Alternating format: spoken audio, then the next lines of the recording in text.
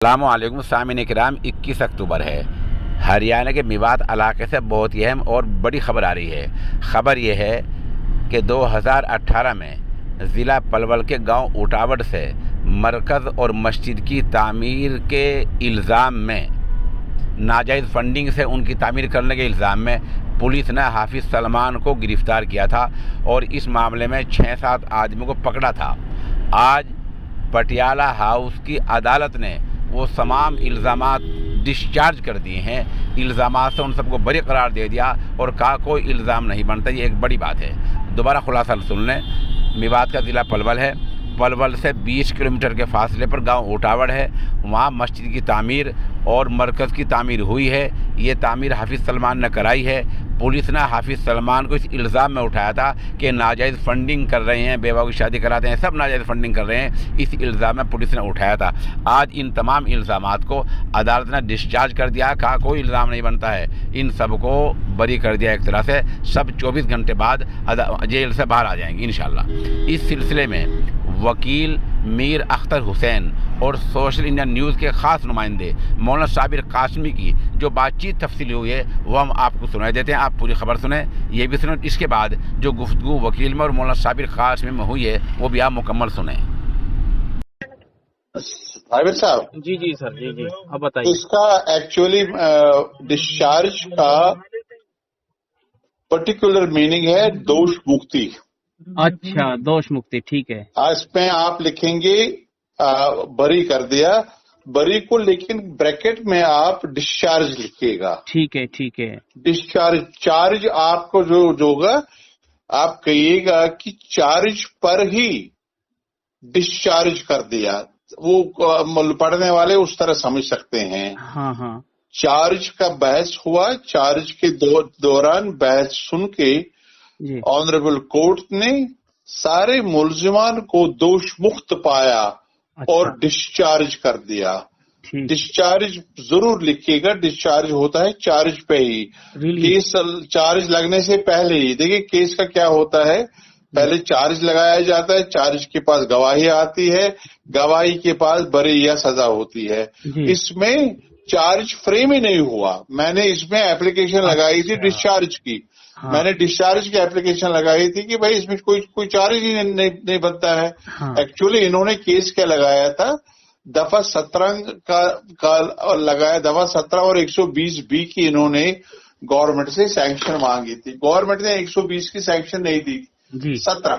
17 हो गया कि भाई पैसे जमा करना टेररिस्ट एक्टिविटी के लिए, कलेक्शन करना। मेरा क्वेश्चन सिर्फ एक था कि आपने कॉन्स्पिरेसी का चार्ज नहीं लगाया जी। तो 17 का चार्ज कैसे लगा सकते हो? 17 का है पैसे जमा करना। तो पैसे तो कासिम साहब से जमा हो गए, अख्तर हुसैन से जी।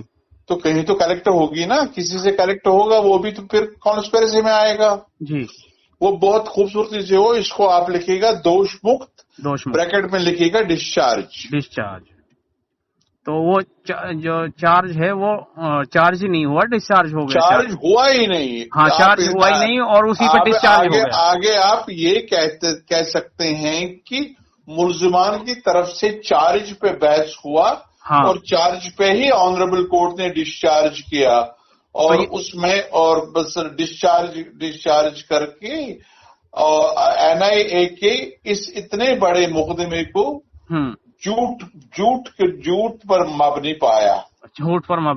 ठीक। हाँ, 100% इन्होंने वैसे। तो ये तो सर मिसाली फैसला है, अमड़ी है जी। सर कासमी साहब बताइए। मैं ये कह रहा था कि ये होम मिनिस्ट्री के लिए, हाँ, NIA के लिए जरा आप मुझे ये मतलब सलमान वाली फाइल दे दीजिए। हाँ, सलमान। होम मिनिस्ट्री के लिए, NIA के लिए एक जबरदस्त झटका है। इन्होंने इतना जबरदस्त केस ये बनाया था, लेकिन बहुत जबरदस्त बनाया था सर। मुझे पता है, मैंने वो वहां से जीरो ग्राउंड करवाया था आसिफ इकबाल के जरिए से, जी सलाम के जरिए से, और इतनी सनसनी उस वक्त बनाई थी इस केस की, वैसे आप पूछिए मत। जबरदस्त इसमें था। मैं अभी आपको वो बताता हूँ। इसमें जो इन्होंने ये जो मुलजिमान जो रखे थे इसमें जी, तो बेचारे बिल्कुल मतलब कहाँ से ये जैसे आरिफ गुलाम बशीर है जी, मतलब मिडिल ईस्ट में अपना काम कर रहा था बेचारा, वहां से बुलाया उसको और अरेस्ट किया, जिंदगी बर्बाद कर दी।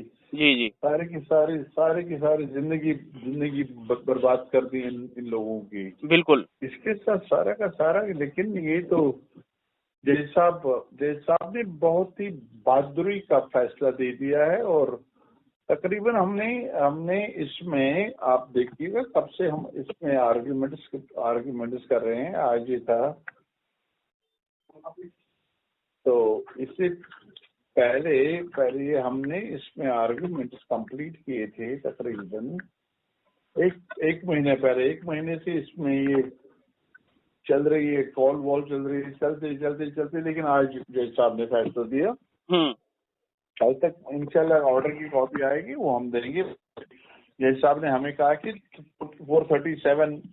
437A का आप कल बेल लाइए। 437A का बेल होता है कि अगर NIA हाई कोर्ट में लगा देगी, आप अंडरटेकिंग देंगे, वहां पर पेश हो जाएंगे। जी, वो हर एक केस में होता है जहाँ पर। और इसको आप हमेशा डिस्चार्ज इस्तेमाल कीजिएगा। हाँ, समझ गया मैं, आप समझ गया, आपने दोष मुक्त वाली जो बात कही है। ठीक है, और कुछ नहीं, मैं अपनी जो समझाऊं, मैं अपनी जबान में आपको एक बार रिपीट कर देता हूं। मतलब इससे पहले के वो जो इल्जामात और दो आयद किए गए थे वो साबित हो पाते, उससे पहले ही इसको कोर्ट ने उसको डिस्चार्ज कर दिया केस को ही। मतलब वो साबित हो पाते और कोर्ट चार्ज फ्रेम करती। हाँ, कोर्ट ने चार्ज फ्रेम करने के लिए कोई भी डॉक्यूमेंट NIA का कबूल नहीं किया। कोर्ट ने चार्ज भी फ्रेम नहीं किया। अच्छा, समझ गए आप? हाँ, कोर्ट ने चार्ज भी फ्रेम नहीं किया। इसमें चार्ज शीट ही गलत मानी कोर्ट ने। चार्ज फ्रेम करने की जरूरत ही नहीं समझी कोर्ट ने। अच्छा, कोर्ट ने कहा कि जो NIA का जो चार्ज शीट है, उसमें कोई भी ऐसा तत्व नहीं है कि मैं मुलजिमों के खिलाफ चार्ज भी फ्रेम कर सकता हूँ। सजा देने की दूर की बात है। हाँ, चार्ज भी फ्रेम नहीं किया इन्होंने उनका चार्ज शीट पूरे में फेंक दिया। भाई मैं चार्ज भी फ्रेम नहीं कर सकता हूँ इसमें।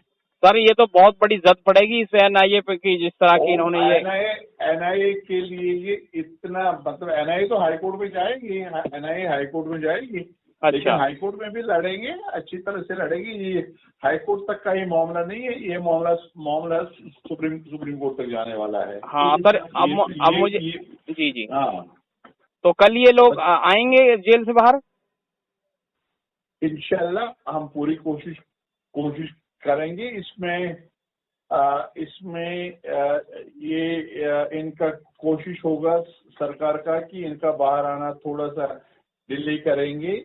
इसमें देखिए, इसमें कौन कौन सा मुलजिम था।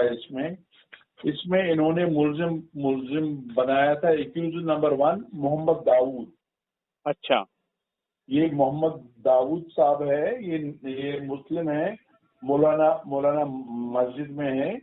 इनका निजामुद्दीन बस्ती में रहते थे। अच्छा, मौलाना दाऊद को मुलजिम बनाया था इसमें?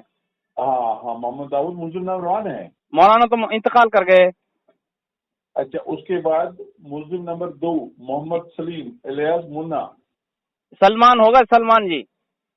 नहीं, मैं जो कह रहा हूँ आप लिखिए। हाँ, मोहम्मद सलीम इलियास मुन्ना। ठीक है। ये है फादर्स नेम है शहाबुद्दीन, 60 ईयर मेल। ये एक कहते हैं हवाला ऑपरेटर है जी। कूचा दखनी राय, दरियागंज। हाँ, अच्छा, हाँ, ठीक। तीसरे थे मोहम्मद कामरान जो था वो पाकिस्तानी था। जी। वो उधर इन्वॉल्व नहीं था। ठीक है। चौथा था मोहम्मद आरिफ गुलाम बशीर धर्मपुरिया। अच्छा, गुजरात से हैं ये। जी। दुबई में थे, दुबई से इनको यहाँ लाए थे। अच्छा। उसके बाद है शाहिद महमूद। अच्छा, शाहिद महमूद साहब है, ये पाकिस्तानी कहते हैं इनको। जी। छठे थे हाफिज मोहम्मद सईद। हाफिज मोहम्मद सईद, हाफिज मोहम्मद सईद तो पाकिस्तान में। हाँ, जी जी जी जी जी। और एक है इनके अब्दुल हमीद मोलानी, ये मोहम्मद हुसैन मोलानी एलियास बबलू।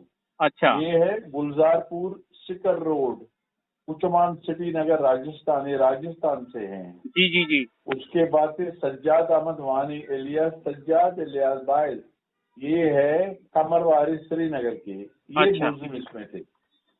तो ये सभी अंदर हैं?